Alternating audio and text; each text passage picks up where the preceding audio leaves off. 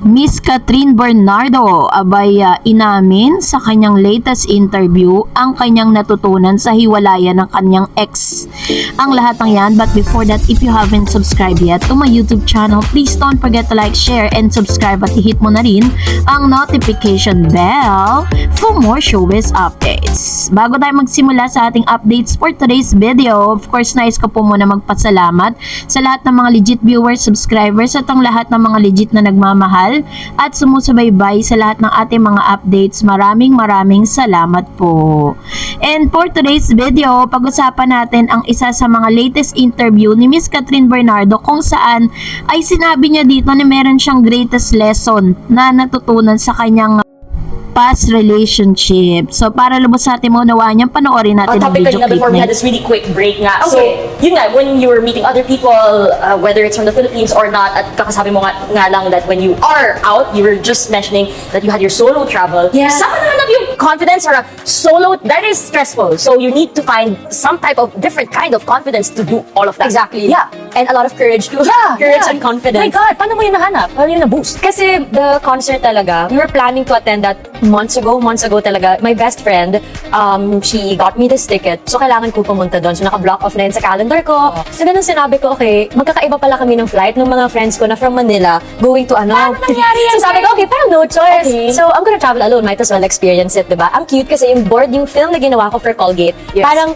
yung naging inspiration nila was my recent travel Yes. to Melbourne. So, ako yung nag-book ng flight. Usually kasi pag sa family, my sister, siya yung gumagawa niyan. Or diba, may travel agency. But this time, Kasi ako ikaw from start to end. Oh my God, Yes. from start to end talaga. Yes, and even yung yung sa flight kasi, walang direct flight. So, kailangan may layover pa. So, parang Manila to Bangkok, Bangkok to Melbourne. And then, I had to choose the best flight because limited lang yung days. And I want to spend parang ilang days with my Oo. best friend kasi Yes. kasi hindi kami nakikita matagal. So, wala akong choice kundi hindi yung direct flight. Yeah. So, I picked yung may layover. So, at first, I was very hesitant. Sabi ko, pero parang naging confident din ako maybe because I've traveled naman. Yes. I've traveled through the years. But this is the first time traveling alone. Sabi ko lang Diba? ako chika sa plane. What if yung sa gate, blah, blah, blah. And then yung sa maleta ko, how do I carry it? Dalawa yun. Tapos may hand carry pa. Walang mag-a-assist sa'yo. Yes. So I was scared. But then, ang fulfilling lang siguro after ko magawa yun. And then alam ko naman na pagdating ko doon, nandun na yung best Yes. friend ko.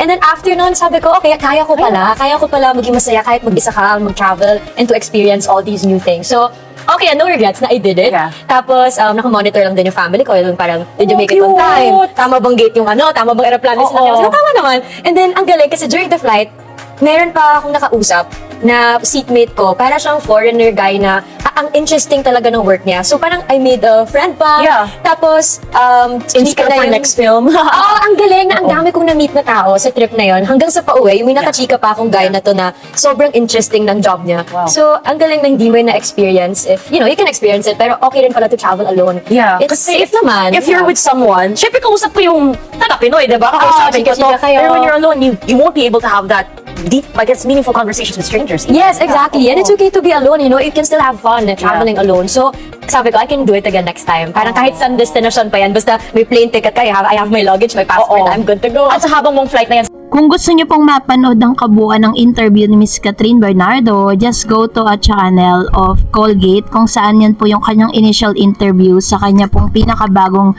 endorsement na Colgate. And this time, sinabi niya dito yung experience niya for having a solo travel. So, ikinuwento niya na hindi niya akalain na hindi niya pala makakasama yung kanyang mga closest friends sa kanyang travel. Kaya po ang nangyari, solo talaga. At doon po talaga sinabi niya na masaya pala magkaroon ng solo travel. Sinabi niya rin sa kanyang interview sa mga nagdaang dito po sa interview niya sa Colgate na masaya rin pala na mag-isa, no, na mag-travel. Kasi 'di ba for past 11 years, talagang sa lahat ng travel niya, kasama niya lagi si Mami Min at kasama niya si Mr. Daniel Padilla, yung kanyang ex-boyfriend. But this time, she said na talagang uulit-ulitin niya ito dahil mas nakakamit siya ng iba't ibang tao, kasi pag nakakamit tayo ng mga tao na hindi natin kilala, lalo-lalo na sa mga ganitong pagkakataon, natututo tayo dun sa mga experience nila. And mas lalo nating sinasabi na parang we are so blessed kasi very blessed siya dahil sa mga narinig niyang kwento mula doon sa mga hindi niya kilalang tao, talaga makikita mo na nasa kanya na nga ang lahat. So, I think that Catherine Bernardo is talagang nasanay na siya na walang kapartner, diba? At masaya siya sa mga na-experience niya after this. So, dahil dyan, mag-react tayo sa ilan sa mga komento po ninyo patungkol naman sa ating latest updates. Let's watch this, or sabi po ng isang commentator, sabi ni Miss Amelita Nodalo, "That's good news, Miss Dar. Thank you so much, Miss Dar, for updating the cut din.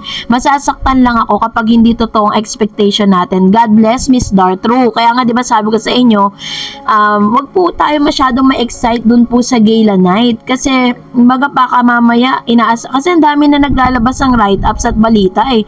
Sabi ni Ma'am Chi, wala nang pakialam. Ay, naku, hindi natin nabasa. Sabi ni Miss Mystica Gamer, sana bago umalis, papuntang Canada ang cut din, magpa-bless uli sila para magandang blessing na darating sa kanilang gagawing movie. At wag naman sana nilang ipagdamot sa mga fans ng cut din, iyong kahit minsan lang na magandang ayuda na magkasama si Kat at Alden. Para man lang bago sila lumipad papuntang Canada, ang cut din ay makita naman nila sana ang cut din na magkasama. Yung malinaw ang kuha, wag naman sanang ipagdamot. Sabi nga ni Alden, kung walang fans, walang artista, kaya please isa lang na ayuda ng cut din. Marami na naman kayong mapapasaya. God bless us all, keep safe. Meron po tayong isang latest updates po dyan kung saan naspatan sila na galing sa isang simbahan. Yun po yung isa sa mga events na kung saan parang nagpa-bless po sila sa isang pare. Kasi ginawa na rin po nila yan noon sa Hello Love Goodbye. Bago po sila magkaroon ng taping, talagang nagpa-pray over po muna sila sa mga spiritual father po nila dito sa lupa, 'di ba? Dito sa dito sa earth. Kaya po ganun din yung kanilang ginawa para nga naman may guidance sila, 'di ba? Sabi ng isang user, bahala kayo maging crazy sa kakaisip kung cut din na ba o hindi. Mas excited ako sa movie ng Hello Love Again. Adult na si Catherine at Alden, nasa kanilang desisyon kung magkakatuloy yun sila o hindi sa totoong buhay. Ayun. So, ito po yung kanyang komento patungkol sa bagay na ito. And, sabi naman po ng isang user, hayaan natin sila kung ano ang pinagsasabi. Basta cut din ako forever. Love si Catherine ni Alden noon hanggang ngayon. Forever na sila, no? Sabi ni Mr. Renato Sayan, if ever it will happen, cut dens will be thankful, but don't expect too much para hindi naman kayo ma-disappoint. This is what I am trying to say to everyone, Gusto natin, yes, everybody, Kat then wants to have that special events na ma-attenan nga ni Catherine at ni Alden. Makikita mo sila naglalakad sa red carpet, diba? And that is the second time. The first one is yung naglakad sila sa red carpet nung inilaunch na nga yung kanilang paparating na movie na Hello Love Again. And then this one is the most kumbaga en grande itong magaganap na red carpet na ito kapag naaya at nabigyan ng permiso si Angkat din, 'di ba? So, and that's it for today. For more videos and updates, please don't forget to like and subscribe. And please don't forget to follow my Facebook page, Dar Eds TV. God bless everyone!